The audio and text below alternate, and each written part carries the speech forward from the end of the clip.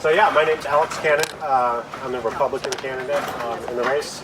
So I'm originally from Las Vegas, Nevada. I moved to Rhode Island in 2017, part of a familial East Coast migration that my sister started. So I got out here and I started getting involved in politics a little bit with the Providence Republican City Committee. I've always, I guess, been a bit of a politico. As I got more engaged in this opportunity come up, I thought, well, let's give it a shot. It'll be a good experience. In terms of policy issues, you know, I think the defunding police issue is one of those kind of critical things that, you know, as a community, society, we have to make a decision on. I'm opposed to that. I think the police are, there's problems, right? But I don't think that means eradicate the force and institute social workers to, you know, provide safety, public safety. The other one is the Law Enforcement Officers' Bill of Rights. I'm opposed to the repeal of that, but I am in favor of more civil oversight and taking some of the power away from the police union so that they can act in a vacuum.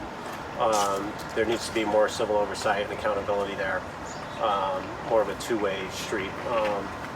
For school choice, I'm a proponent of charter schools. I think that choice in a market kind of environment usually yields better outcomes.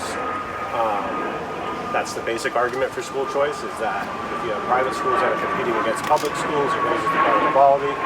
I think things like the SGO, the Scholarship Granting Organization, tax deduction are good. I think that there should be higher limits on how much can be contributed and a tax deduction required for sending kids to the schools that they would like to go to.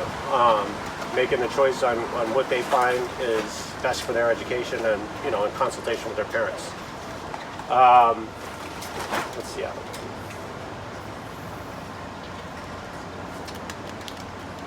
The TCI, taxes also, right? So as a Republican, I guess you could say that the clear signal would be that I'm opposed to taxes generally. Things like the Transportation Climate Initiative, you know, it was this regional kind of compact that they were working towards that was going to impose a new excise tax basically on gasoline. So what usually happens with that is the consumer bears the cost, right? And it has little to no impact on the actual gasoline consumption. It raises prices and it has no effect on the carbon output. So I think in a situation like that, and I noticed this in the budget proposal, there was something about daycare. And there was this idea that we increase the reimbursement rate to daycare providers per student that they're taking care of. So from the economic standpoint, you look at that and you say, well, you just raised the price of daycare. So you're either going to decrease the amount of kids that can get into daycare, right?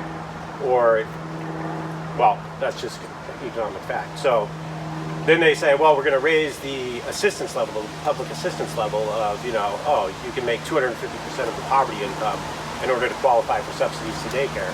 And in the end, what you get is more expensive daycare and no change in quality and no more kids in daycare, right? Same thing with the TCI tax.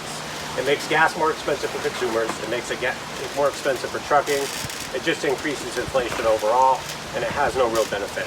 At least that's my take on it. So those are the kind of key policy issues that I have strong opinions on. I know this is only a 14-month term for whoever gets in there, but I think bringing some different ideas to the table and having the discussion, right, generates the ideas that can produce some real effective solutions in governing ourselves. So that's what I got. Thank you for your time.